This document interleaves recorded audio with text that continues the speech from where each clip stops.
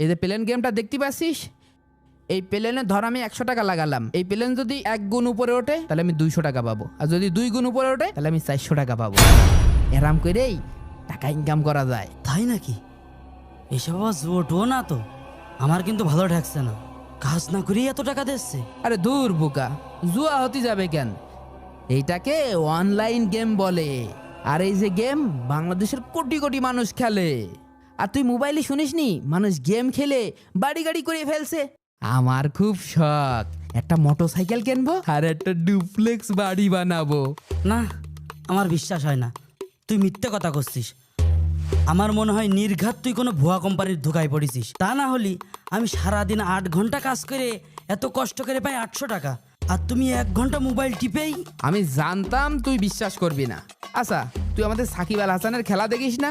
আরে আমাদের এই যে মাগুরা সাকিব ভাই,